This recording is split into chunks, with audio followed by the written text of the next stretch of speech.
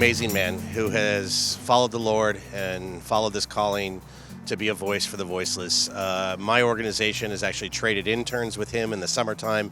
His come and work with ours go and work with his. The work he's done in New York City with the pregnancy help centers is absolutely invaluable. It's so amazing. He's just somebody who you can look up to as a young person and say that that person gave their life for this cause. Chris Slattery is a New Yorker's New Yorker, right? But with a smile, right? And a truly holy presence. I mean, every day go to Mass, lots of prayer, always carry a rosary.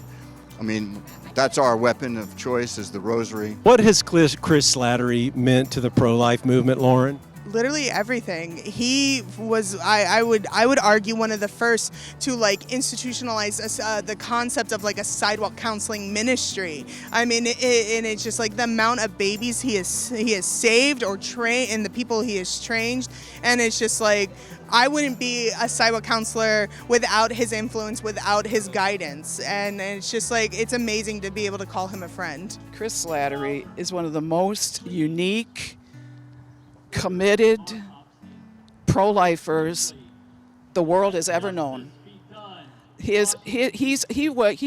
he did and what he has done with his pregnancy help centers in New York was actually ahead of our time, in a sense. He foresaw that there has to be this need to reach out and to help the moms. So it's not only about the babies; it's about the mothers. And God bless this. He's an absolute hero, and I hope he will be with us for a long time yet.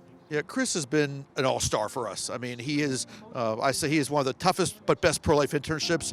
If you intern from New York City, he puts you in front of an abortion clinic that next day to sidewalk counsel and help women. And that's not for everybody, but for those who go through it, it's a great program. And he's done great work in a very tough city.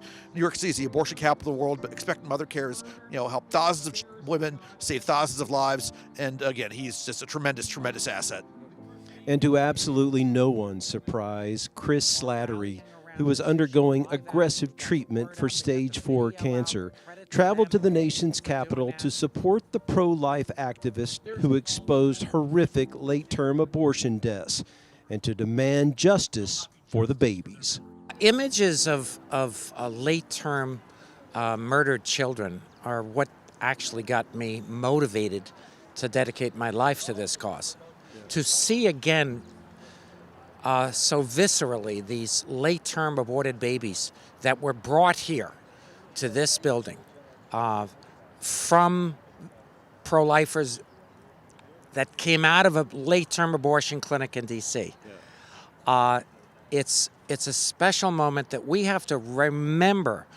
These children are being murdered past viability across our country legally, and here, what a disgrace, in the nation's capital.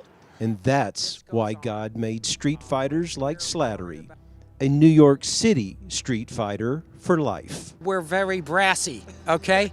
We take a lot of abuse and we give it back, So, yeah, I think God picked a man, and he picked an advertising sales type guy to do this, because he knew what I was going to go through in terms of 5 attorney generals trying to shut me down, New York City trying to shut me down, all kinds of obstacles that it takes a tough guy to handle, But knowing that God is on my side, that's my strength.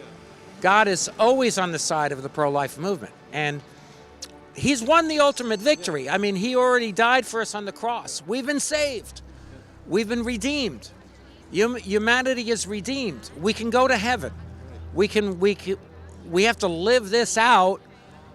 But when we see children murdered by the mass millions, many of us have got to dedicate our lives to this cause. And when it was in jail that I realized I was exactly in the right place.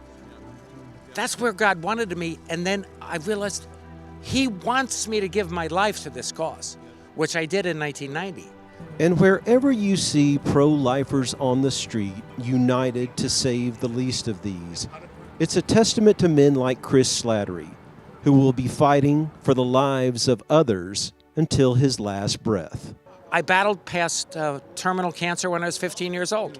I had 6 months of radiation treatment for lymphosarcoma. Now I have colon cancer, which is in my lungs too. But God uses the sacrifice and the suffering. I have to offer that up. No problem.